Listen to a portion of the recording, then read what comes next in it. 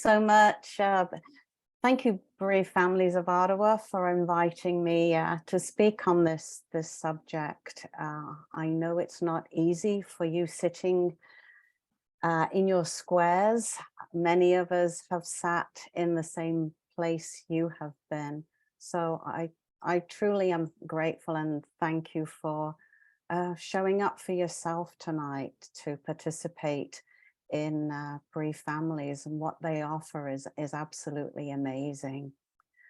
So as Brittany said, I'll be sharing my journey as both my parents have died quite some time ago. So what I'm going to be sharing is going to be a little bit different. And you probably noticed from the title, Grief, Growth and Gratitude, and are thinking, how is that going to help me now? My heart is breaking. I am underwater. How is her talk going to make a difference for me? It's through the words that I share that they will fall and they'll take root. And as you continue on your journey, you're going to recall them, hopefully a little further on. 12 years ago, I was sitting where you are. And seriously, I would have been questioning that if the presenter had given me those words. I had fallen into my abyss, and I truly was sitting in the mud, underwater. I wasn't scared of death per se. Having nursed was something we just did. What was missing from my nurse training was the emotional component. And my parents were British, I am British, and we don't do emotions. We just explode eventually. So I had some strikes against me when I was welcomed into the world of grief. And honestly, I truly would have cherished somebody sharing their journey with me so that I could perhaps understand the terrain a little bit and know that there was hope and that I would get out of this and I wasn't going to sit here forever. I want you to think of the lotus flower. When you think of a lotus, you see it on the surface of the water and its petals are, opening up to the sunshine. We never think about the long root that's underwater and deep into the mud, getting all the nourishment and nutrients to make this beautiful flower happen. And yet when we're sitting in the mud with our own grief, and if we allow it to be there, welcome it in and experience it in its entirety, that's where the healing and growing can actually begin. Unfortunately, it doesn't bring our person back, but it can help. We've often heard that our journeys are unique, but there's so many similarities, and we often need to intersections to discover just how much in common we have, how we can feel, think, and behave regardless of the loss we've experienced. My first big grief began with Dad's sudden death, and then again with Mum 4 years later. Mum's death was anticipated. We just didn't know the end date. Anticipatory grief, well, anybody experiencing it knows that your grief is on and off during that time. You're outwardly grieving as well as continuing your caregiving duties and your everyday existence. With Dad, his death, as I mentioned, was sudden. And with it, there was definitely the shock, overwhelm, disbelief, followed quickly by emotions of anger, fear, sorrow, guilt, and anxiety. Sometimes they'd arrive all together, and it was difficult to determine just what I was experiencing or feeling. Sometimes they would come alone. Those days were a little easier. When I look back, I noticed that within the first hour of Dad's death, standing there in the ER, I would experience every single one of them in that first hour. The guilt and the shame poured through me at not being that dutiful daughter and going to visit Dad sooner. The should-haves. My mum soon put a stop to the outpouring of my own self-pity. This was my grief, but what about my mum's? How selfish was I? You know, that woman was wise beyond her years when I think back, because she looked me in the eye and she said, "Stop it," in her quiet, authoritative mum voice. Stop it, I did. Your dad knew that you loved him. You said goodbye often. You couldn't have done anything anyway. The next thing Mum said was a game changer. She went on to let me know what the last few days of their life had been together. It was beautiful, it was tender, and it was intimate. And even though my mind was screaming, why didn't I go? Why didn't I go up and see them? I realized then that if I'd have gone, I wouldn't have been there as the daughter. Quickly seeing Dad and assessing what was going on, Anne would have had her nursing hat on, and Dad would have probably ended up in hospital. And that generous act of wanting to take care of my dad in that moment would have taken away those beautiful, tender moments that my parents shared. I'd often think back of that moment, and it's interesting to know when we're in the throes of guilt and the should-haves, how we never seem to complete the thought. We go on that hamster wheel. We rarely bring it to its conclusion by asking, then what? And then what? As I said, I'd play this many times over in my mind, and the conclusion always ended up the same. Dad would have died regardless. He'd had an MRI a week before he died. The results we discovered later showed that he had full body cancer. His heart attack was a blessing.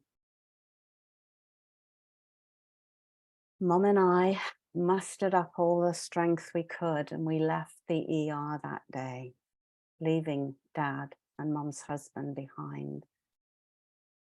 And I'm certain you will understand this feeling. As we were standing outside of the hospital, it was surreal. Everybody's life was going on. Ours had stopped. Traffic was going by. People were coming into the hospital. They were laughing. They were talking. I couldn't get it. And I really wanted to scream, "Don't you know my dad just died?" But as I said, I'm British and we don't make a scene, and we do not certainly say those things in public. At that moment, I felt more like Alice in Wonderland as she fell down that rabbit hole. And for those that are familiar with the story, as she saw the scenes flashing by and she just couldn't grab hold of anything. It wasn't making sense. Well, that's how my life would feel. In those initial days, I did seek help. The professional person I sought shared with me, my grief's my own. We all grieve differently. Okay, I could agree with that. Then he uttered these words: grief takes as long as it takes. You never get over your grief. Wow, my ears picked up. My nursing slash scientific mind went into overdrive. I dug in my heels and thought, you mean I'm going to feel like this forever? This can't be right. I'd seen miracles happen with my patients during my nursing days. One of them that I can remember to this day, his parachute failed to open. He was alive. He ended up in hospital. He was not expected to live, let alone walk out of it, which he did a year later. And then coming closer to home, my own mother being declared cancer-free after her diagnosis of small cell cancer, just 6 months after being diagnosed. So healing does happen. I knew that. So why do we not heal from grief? Grief for me began to recede about 3 months into my journey. Yes, it would still surface, but not with that regularity. Certainly didn't make its presence known as frequently as it once had. I'm not really one for dates. It's just not my thing. So I had yet to learn about the year of firsts. And as Dad's birthday and Christmas fell shortly after his death, it didn't really register with us because we were still very much in the early throes of our grief. I would eventually go on about a year later. And as I said, I didn't pay attention to the date. I had booked a retreat. And here I am sitting doing art therapy and music therapy, bawling my eyes out. Little did I know that was the first year of Dad's anniversary of his death. Dad was an artist. He was also a musician. Here I was, painting, drawing, and listening to jazz, one of his most favorite music pieces. He loved the big band sound, and here it was. Well, needless to say, I was bawling on my knees. The grief was being released. Goodness knows where it had been stored. It was deep. We can never stay in those deep, deep throes of grief. And very soon I began to feel pretty restless. And where I was able to go out and walk in nature. And that was when I discovered the healing power of walking and being in nature. I also made a decision on that day that I was going to let my grief go. I was going back to living my life. And as I had that thought, geese had been floating on the pond that I had been admiring minutes before.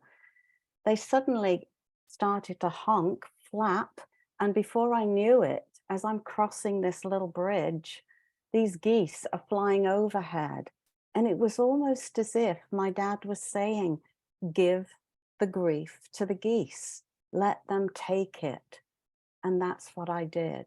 So that was what was going through my mind.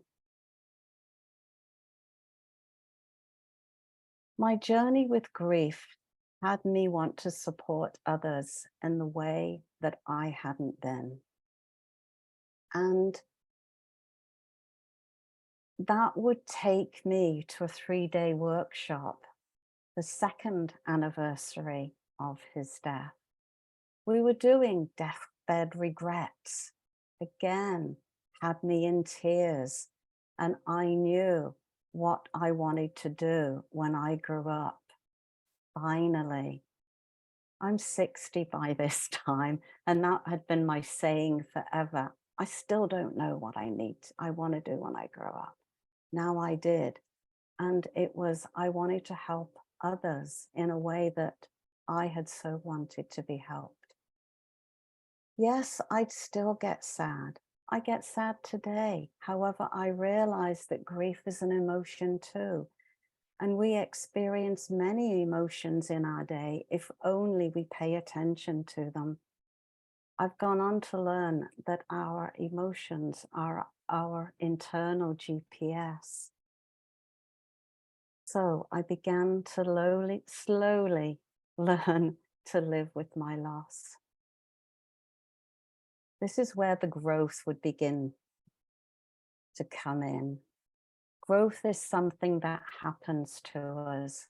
Our lives are forever changed, and we have to discover a way of living in the world without them. It may not be evident, and it may take some reflection. As you can see, I've had the benefit of doing so. My first experience was at Dad's funeral. My sister gave the eulogy. She mentioned how Dad was a teacher, not in a professional sense, and I recognized those same qualities in myself.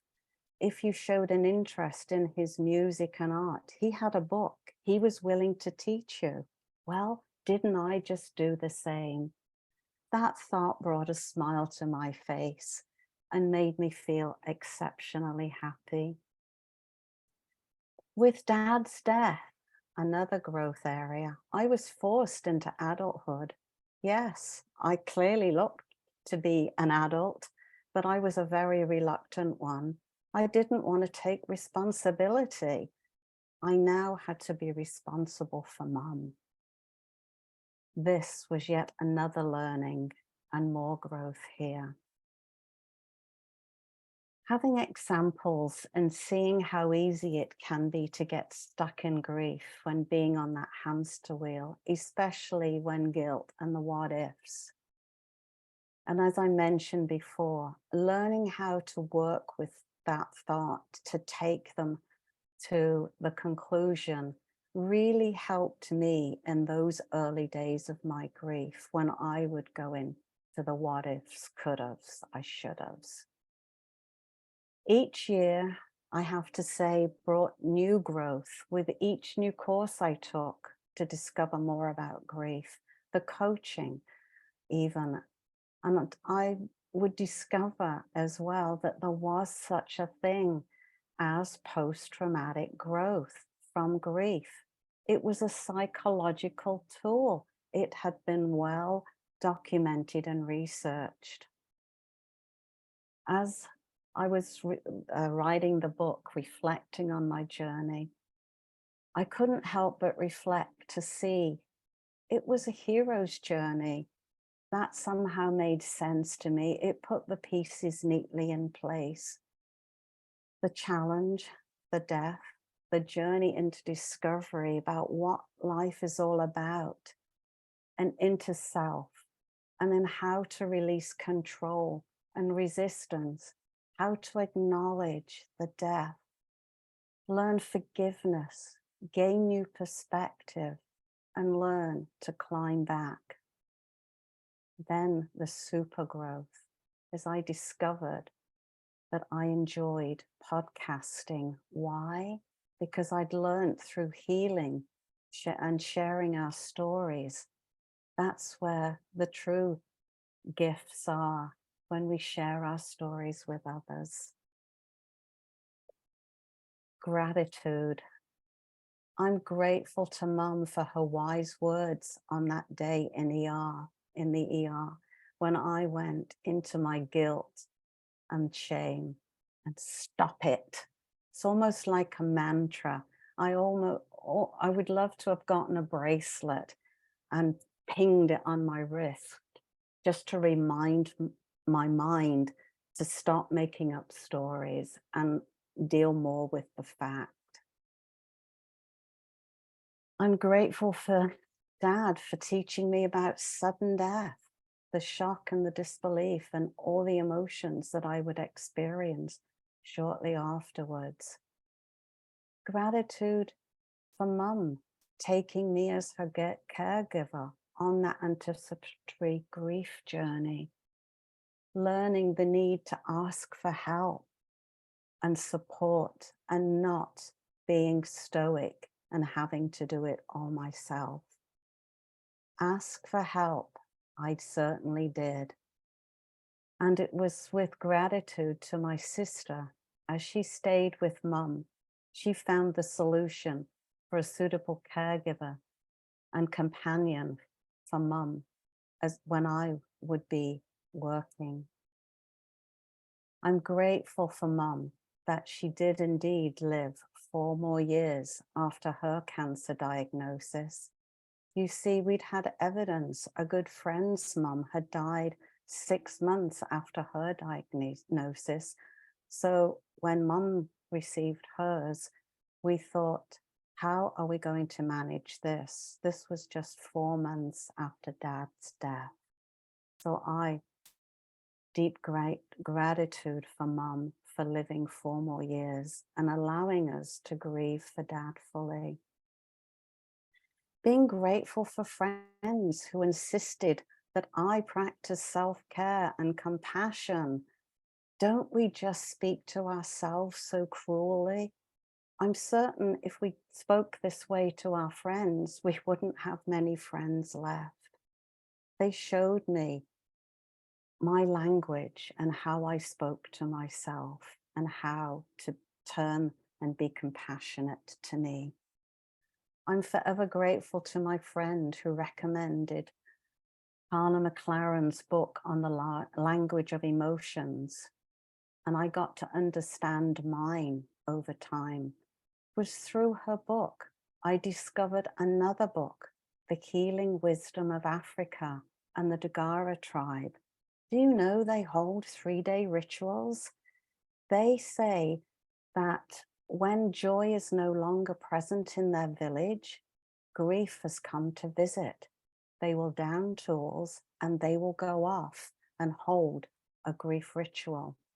Nobody ever goes alone on their grief journeys. They're always accompanied. And that brought such comfort to me and wonder if we could only recognize our grief and deal with it the way they would deal with it, perhaps we wouldn't end up in such turmoil when our grief happens to us.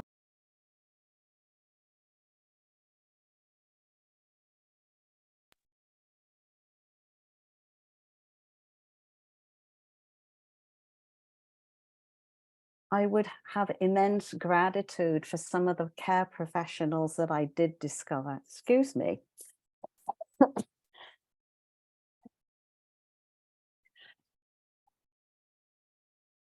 and pain without forcing you to engage your grief-stricken mood. You can contact me at Anne@Understanding Grief. Sorry about that. I'm not certain what was going on there.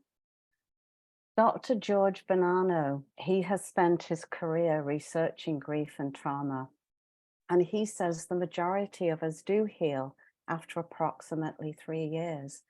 And Dr. Martin Seligman, he also agrees that 80% of us heal from grief. So I am grateful for my community, and I'm also grateful for the BFO community and for letting me give back to others during my time with them so that I could share that there is life and there is hope waiting for you. For now, please be patient with yourself. It's a process, and allow your grief to teach you. Journal on your experience so you can look back and see your own growth. And note those moments in the day, the very little moments of gratitude for the hot coffee, the sunshine, the snowstorm, and you get to sit inside. Those other pieces, it's the gratitude that can begin to fill our hearts. a lot fuller, so that there's less room for the grief. Thank you for letting me share my story.